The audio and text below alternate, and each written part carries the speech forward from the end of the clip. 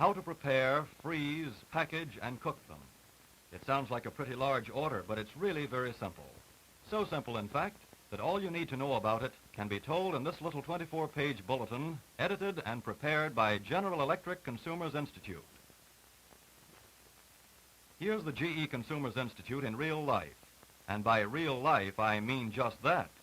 There's plenty of activity around here all of the time. Home economists, food and nutrition authorities, and editors of women's magazines from all over the country, and even from abroad, come to visit the GE Consumers Institute to seek and compare notes on the latest developments on all homemaking problems. Here they watch demonstrations or hear lectures on the preparation and preservation of foods. And this is the GE Laboratory Kitchen you've heard so much about.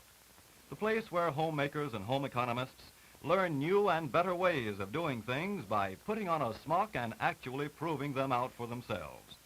And it's here, too, that findings of the Institute Laboratory are checked by and for practical application. Well, if it isn't Dr. Donald K. Tressler himself. Dr. Tressler, in case any of you ladies haven't heard, pioneered the frozen food industry in the Bird's Eye laboratories as far back as 1929. Since that time, he has been studying food freezing at the New York Experiment Station and in the General Electric laboratories, and is now manager of General Electric's Consumers Institute. In addition, Hey, what goes on here? No, ladies, this isn't trick photography. For demonstration purposes, the whole center section of the GE Lecture Hall kitchen appears as though by magic. Everything, including the kitchen sink and the glass partition. Alice in Wonderland and her looking glass has nothing on us. Dr. Tressler, could we interrupt you just long enough for you to welcome a group which has gathered here to learn what this home freezing of foods is all about? Although scientists have been studying the freezing of food for many years, it is only recently that the methods have been so simplified as to be applicable in the home kitchen. This is largely because of a better understanding of enzyme inactivation. You ladies are, I presume, not so much interested in how to inactivate enzymes as you are in how to produce frozen food that is not only highly attractive, but also nutritious and appetizing. I can think of no better way for you to learn how to do this than to watch the entire process from beginning to end right here in the lecture hall kitchen. And now, Mrs. Fellows, would you please take over? Thank you, Dr. Tressler. Ladies, meet Mrs. Fellows, who, as a member of the General Electric Consumers Institute staff, has been carrying on experimental work and giving demonstrations for 8 years, which I should say is long enough to learn most of the answers. Businesslike, too, you'll notice. These must be some of the vegetables I saw her gathering this morning. She likes to grow her own, and for 2 very good reasons. First, she plants only the variety that has proven to be best for freezing. For instance, a Savoy-type spinach is better because of its leaf texture. You'll find that's rule number 1 on the first page of the GE Consumers Institute Frozen Foods Bulletin. And the second reason Mrs. Fellows prefers to grow her own for freezing is so that she can be sure her vegetables are of just the right maturity and absolutely fresh. But let's get back to the actual preparation of spinach for freezing. Be sure to break off heavy, tough stalks. They take up loads of valuable space, and no one likes them anyway.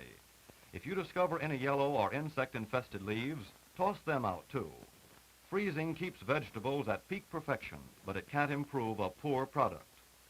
This washing in cold running water is very important for all vegetables, but especially so for spinach. Or do you actually enjoy the sensation of grinding gritty greens between your molars? Looks like the sorting, cleaning, and washing is about finished. It doesn't take long in a movie, does it? There, 1 pound exactly, no more, no less, which is all that can be scalded uniformly at one time. But just between us girls, I don't think 1 leaf more or less makes a whale of a lot of difference. Now for the scalding, the operation necessary to preserve color, palatability, and vitamins.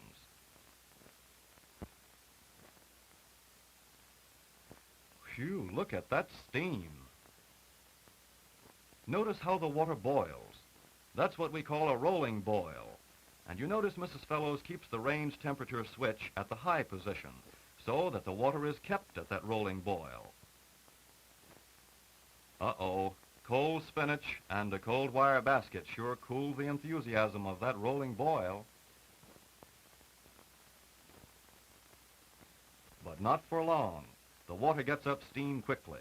Then, and not until then, Mrs. Fellows starts to time the scalding. A table on page 7 of the booklet gives the exact time for scalding or steaming each individual vegetable. You'll notice Mrs. Fellows keeps the spinach constantly agitated so that every bit of the surface of every leaf is exposed to this scalding. That means the 2.5 minutes are up and the scalding is finished. Things sure happen fast around here, and that's no joke either.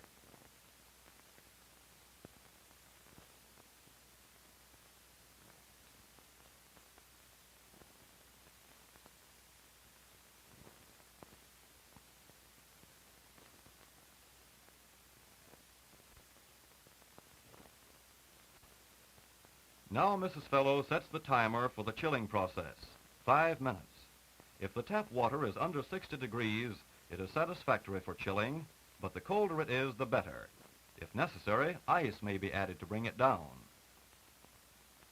Just as in the case of the scalding, the spinach must be constantly agitated throughout the chilling process to prevent matting and expose every bit of surface to the cold water, which will prevent any start of bacterial action in the spinach before it is frozen.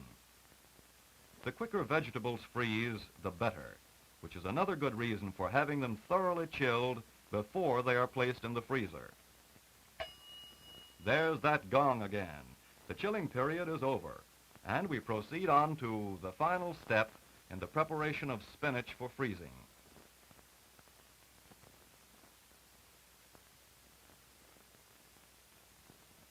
To drain a leafy vegetable, such as spinach, it's necessary to squeeze it gently to remove all of the chilling water.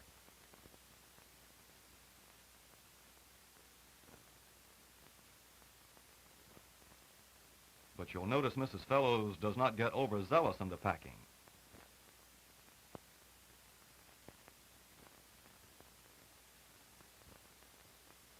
A little tamping is okay, even desirable, but cramming is definitely out. And haste will make waste when it comes to sealing the carton. Notice that Mrs. Fellows presses the air out of the inner envelope before she folds it once, carefully and firmly. Then she applies the warm, not hot, iron to form an airtight seal. Then she makes the second fold and heat seals it.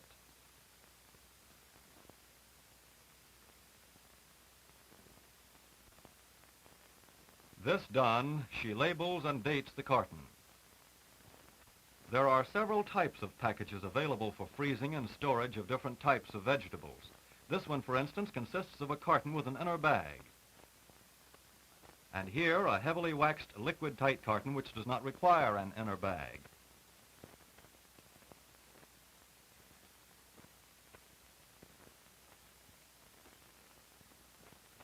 And now Mrs. Fellows' preparation for freezing is completed. She immediately places the cartons in the home freezer for freezing, bearing in mind, however, a couple of simple precautions, such as placing the new carton in actual contact with the metallic freezing surfaces, and she leaves plenty of space around them for free circulation of air to hasten freezing, which is all there is to it, except for making sure that the temperature is at least 0 degrees Fahrenheit. Yes, sir, old Mr. Zero lives here all right. Brr, he can have it. Close the door, Mrs. Fellows. It's getting chilly here. And that, ladies, shows just how simple the preparation of spinach for freezing is. Well, of all things, here's Mrs. Fellows with exactly 1 pound of peas, all shelled and ready for scalding. Everything's so handy around here, just like home, isn't it? Peas, or a similar vegetable, must be distributed evenly so that steam will come into direct contact with each individual vegetable. Steaming is a variation in the scalding process, however. In the case of vegetables such as corn, beans, and peas, More nutrient value is retained if they are scalded in steam instead of boiling water. A stand like this is ideal for steaming, but any makeshift is satisfactory so long as the peas are kept above the water. Incidentally, very little water is needed. A ½ inch in the bottom of the kettle is sufficient.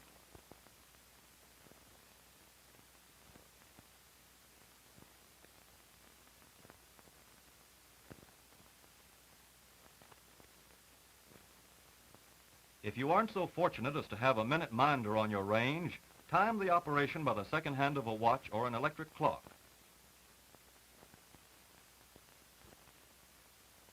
Put the cover back on the kettle and start timing for 90 seconds. And watch closely. Seconds count here.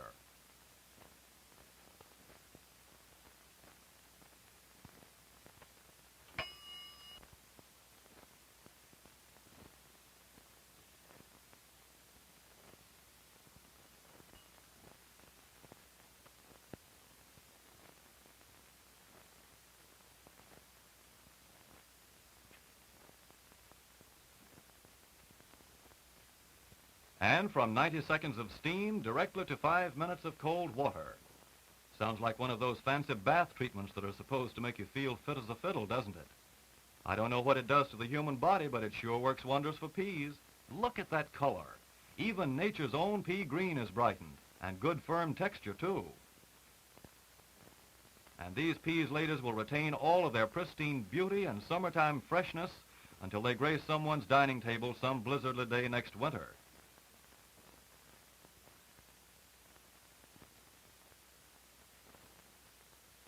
And in only 12 minutes, we've covered the important points of freezing vegetables and are ready to move on to the fruit department.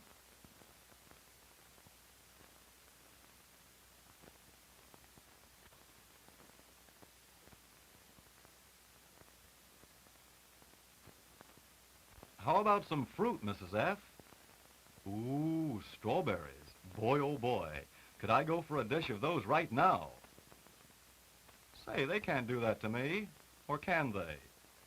And so, with fond recollections and a feeling of utter frustration, we turn to the first step in the preparation of fruit for freezing, which is a thorough washing. There's more to this washing than just a gentle immersion in a pan of water. Swirl them around pretty vigorously so that every surface is exposed to the iced water.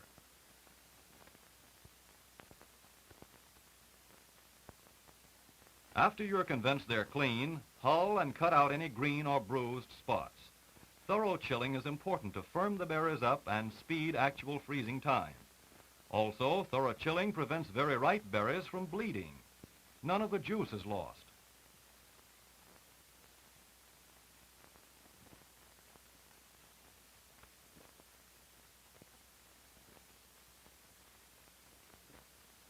Now, if you're going to freeze your berries whole, you'll need a cold sugar syrup to prevent oxidation and loss of flavor and vitamins during freezing and storage. How to make this syrup? It's simple. To 1 cup of boiling water, add 2 measuring cups of sugar slowly.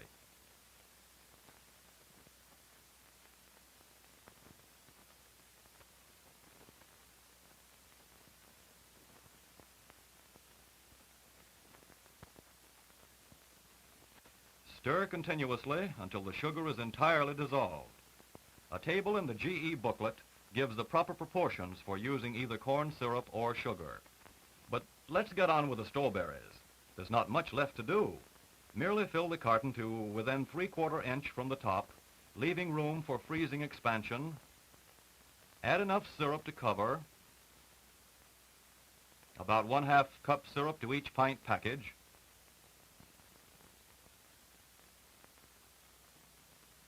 Put on the cover, and the job is done. Many persons prefer to freeze sliced strawberries, since the flavor and color are retained better. The procedure is just about the same, except that, yes, you've guessed it, you slice them. Slice to about 3/8 inch thickness for freezing. Add 1 pound of sugar to each 4 or 5 pounds of berries, and mix it gently for about a ½ minute.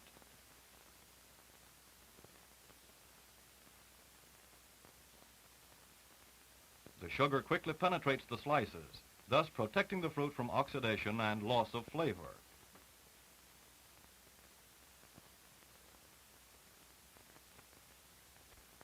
Then pour it into the carton, making sure you get all the juice from the bottom of the bowl.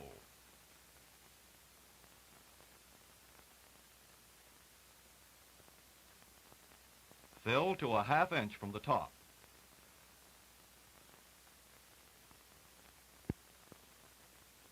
Seal the carton, and there's the makings of the best strawberry shortcake you ever tasted.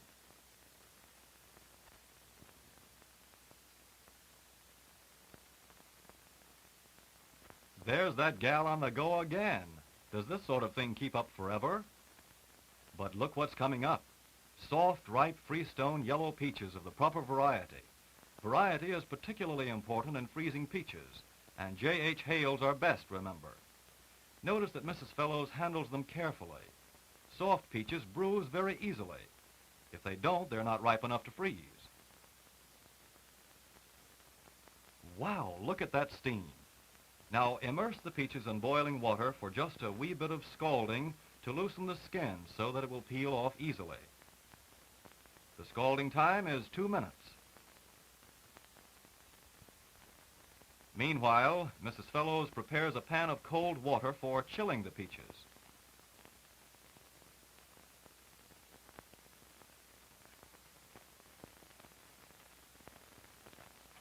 There's our old friend the gong again. 2 minutes on the button. How time flies. Scalding time is up. That's getting into hot water and out of it in a hurry. And now for a good cooling off in running tap water.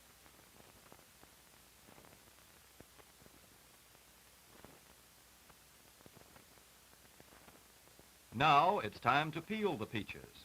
Rub the surface gently, and the skin practically rolls off after the scalding. If you encounter any bruises or imperfections, cut them out.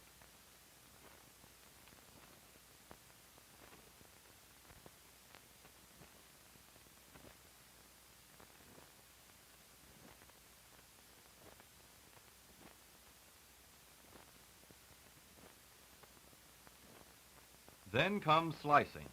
Make slices about 1/2 inch thick. You'll notice that Mrs. Fellows slices only enough peaches to fill 1 carton at a time, up to within 3/4 of an inch of the top. It's particularly important in the case of peaches to slice only enough to fill a single carton at a time, for they brown very rapidly when exposed to the air. Now she pours in enough to cover about 1/2 cup of syrup for a pint of slices. And the 65% solution of sugar syrup used for the berries is satisfactory for peaches too. Now the labeling.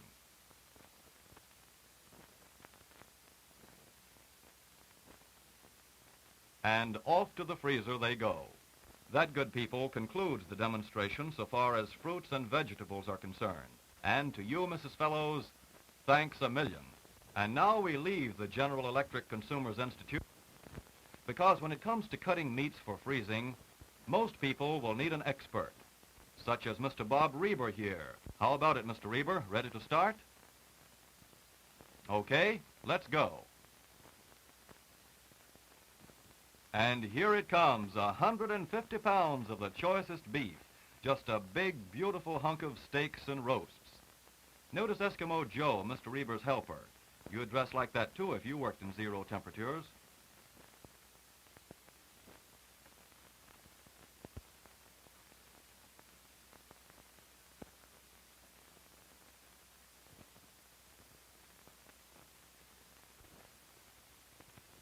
How about fixing us up a nice rolled roast, Mr. Reber? Why not, the man says.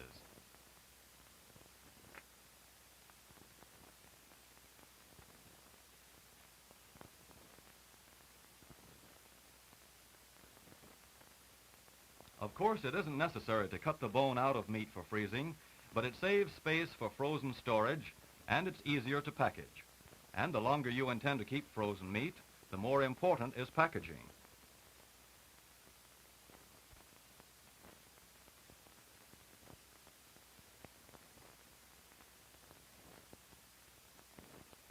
Take this rolled rib roast, for instance. First, it is wrapped in coated vegetable parchment paper, which is unaffected by grease, blood, air, or moisture, and protects the natural moisture of the meat.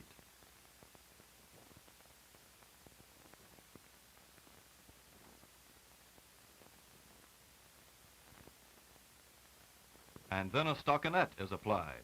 This presses the wrapper tightly against the meat, which minimizes the possibility of loss of moisture, and also makes it easier to handle with less chance of breaking the wrapping in handling.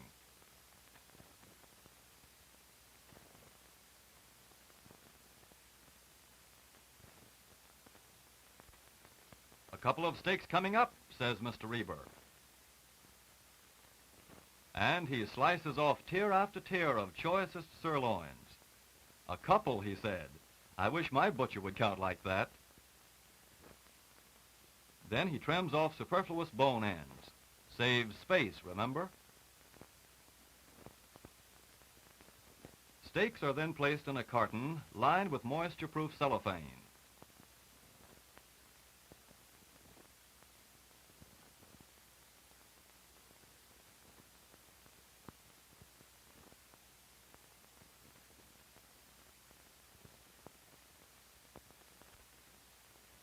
After the carton is closed, it is wrapped and heat-sealed in another protective covering of moisture-proof glassine.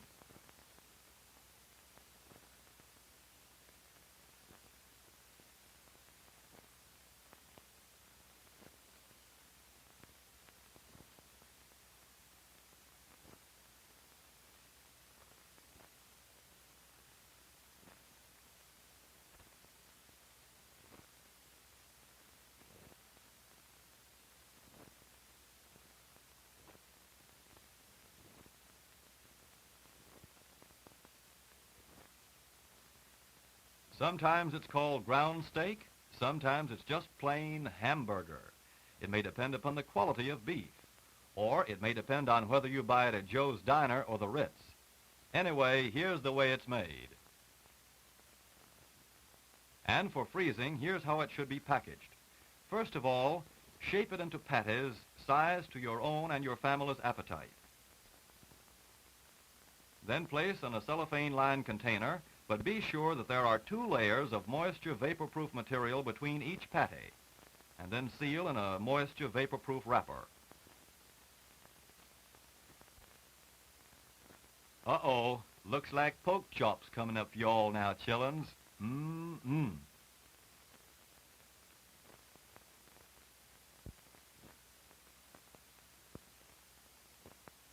And that it is.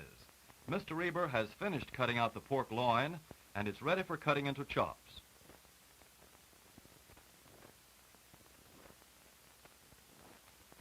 For packaging, place the chops in a carton, much the same as for hamburgers, keeping each layer of chops separated by 2 sheets of moisture-proof cellophane, which keeps them from sticking together and facilitates removal.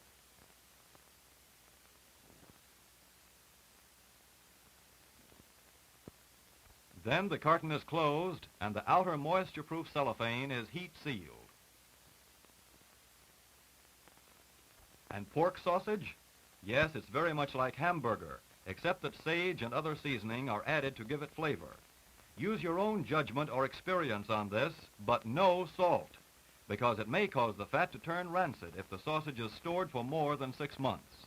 For freezing, packaging in heavily waxed cartons is about the best, because they are liquid-tight and moisture vapor-proof, making an airtight, moisture-proof package similar to the waxed carton used in the case of sliced strawberries. For that matter, a heavily waxed cup will also serve as an excellent container. 2 birds of a feather, but where's the feather?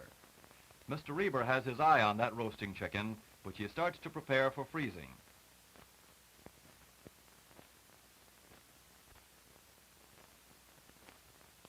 Notice he separates the giblets for future reference.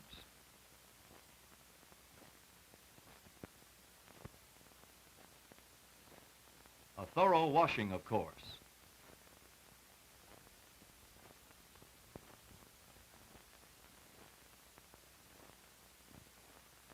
Giblets are wrapped separately in moisture-proof cellophane and placed inside the fowl, which is then arranged to occupy a minimum of space and wrapped in vapor-proof, moisture-proof paper.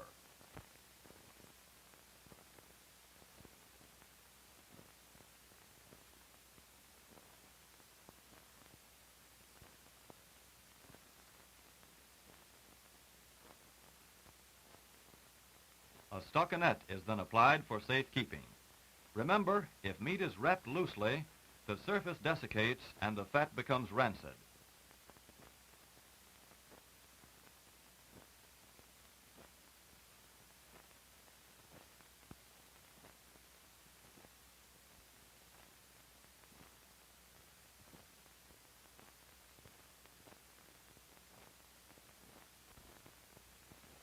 Remember I said expert? Just watch Mr. Reber cut up a fowl for fricassee.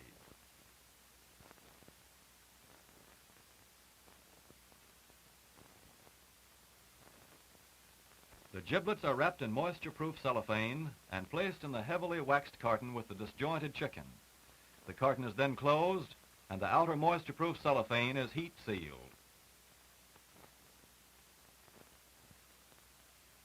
You may not be able to get weak fish all the year round, but that's no longer a reason why you can't enjoy weak fish fillets summer or winter.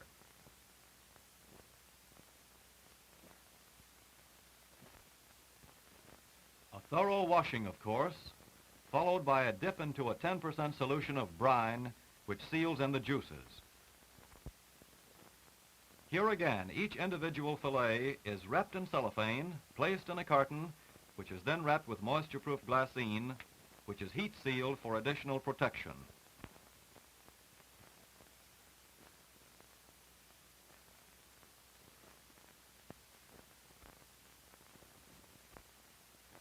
How would you like to have these speckled beauties in the frying pan next fall or winter?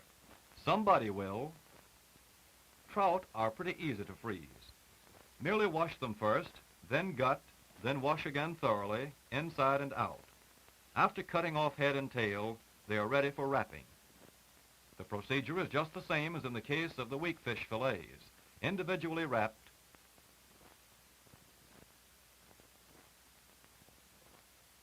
placed in carton, which is wrapped and sealed.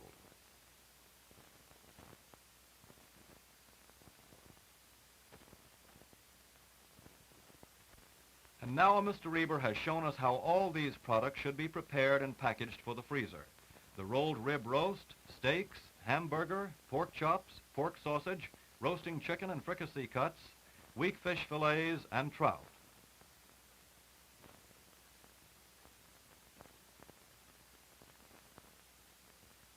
Thanks, Mr. Reber.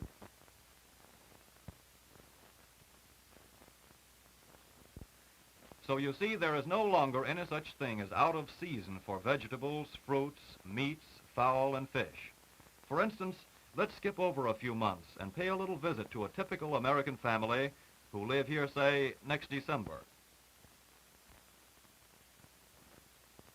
Hello, who's this? Her face is familiar. Why, of course, it's Mrs. Moore.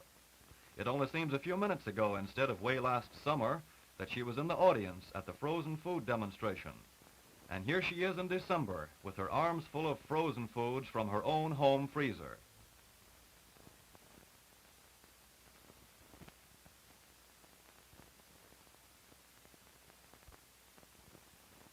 That package she left out there must be meat that she wants to thaw.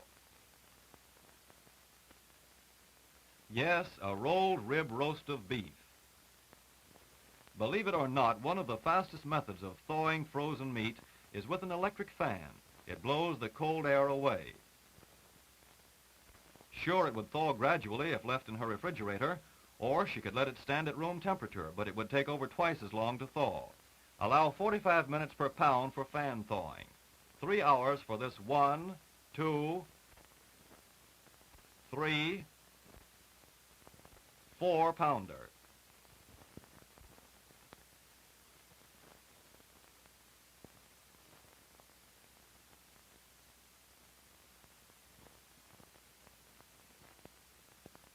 Incidentally, meat that has been thawed is cooked just the same length of time as that you get from your butcher.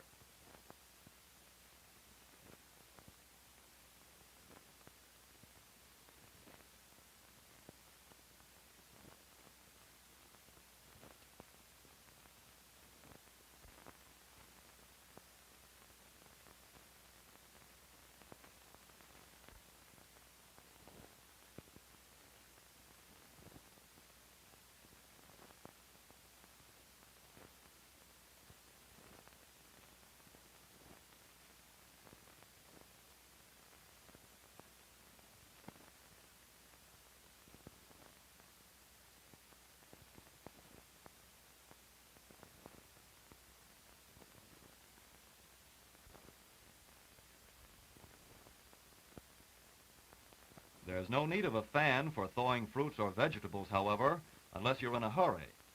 These strawberries, for instance. Strawberries, which will thaw in a couple of hours at ordinary room temperature.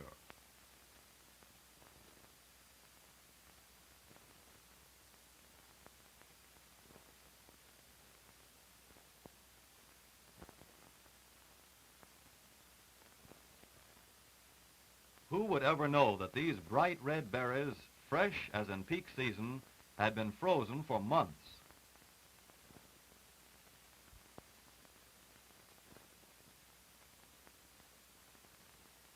When it comes to vegetables, with the exception of corn on the cob, they don't need to be thawed at all before cooking. You merely put 1/4 cup of water in the saucepans, turn on the heat.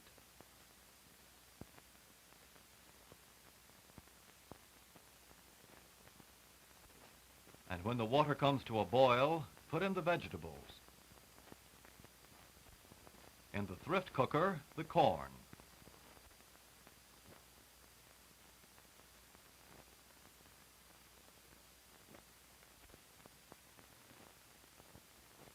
In this pan, the spinach.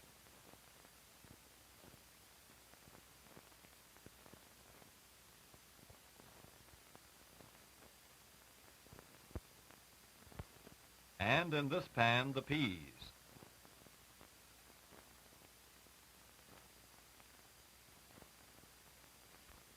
In a minute or two, the contents of the pans will have softened up enough to be broken up with a fork. But don't start timing until the pans are steaming again.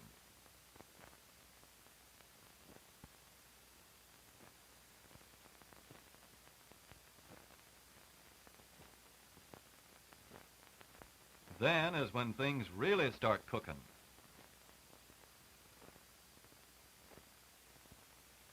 Four to 6 minutes for spinach, 6 to 8 minutes for peas.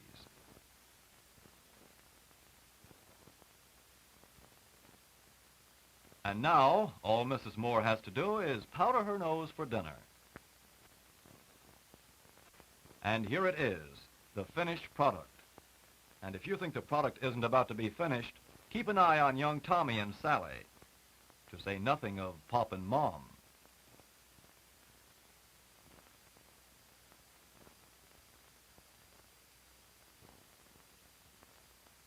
Just see how that knife slithers through that beef. Meat that a few hours ago had been frozen hard as a rock for months.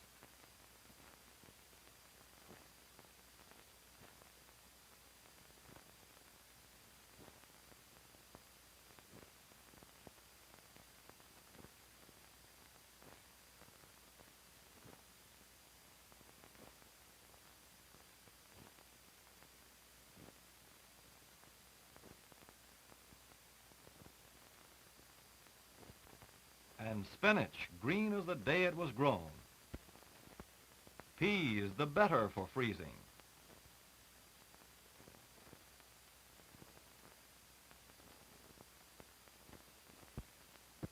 Corn on the cob, in winter. Hey, Pop, save some for me.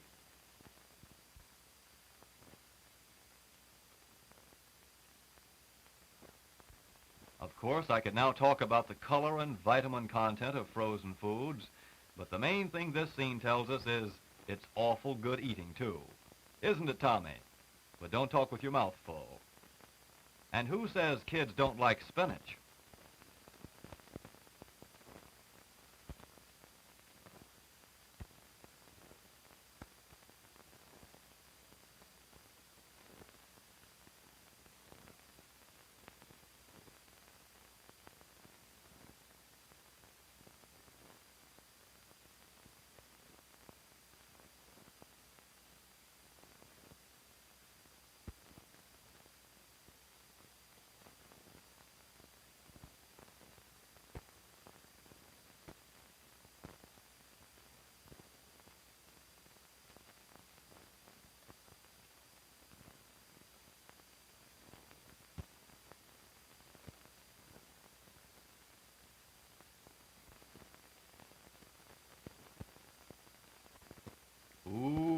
strawberry shortcake.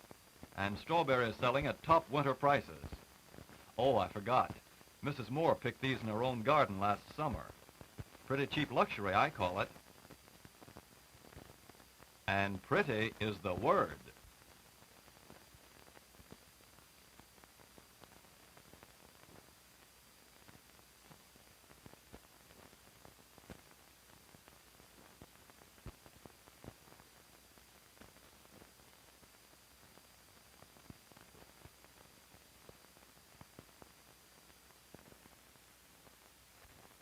Good? Ask Tommy, he knows.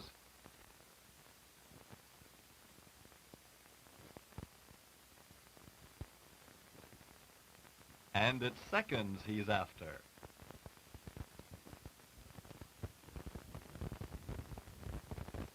And seconds he gets, which is all right for Tommy. But, hey, Mom, Mrs. Moore, hey, Mom, will you save some for me, huh? Will you, Mom, honest? Ah, gee, Mom, you're swell. Oh, brother, so I'm finally going to get those strawberries. And you too, ladies, can have the same treats for yourselves and your family if you will follow the simple directions in the 24-page booklet on how to prepare, freeze, package, and cook frozen foods, published by General Electric Consumers Institute in Bridgeport, Connecticut. Thanks a lot for coming. Goodbye now.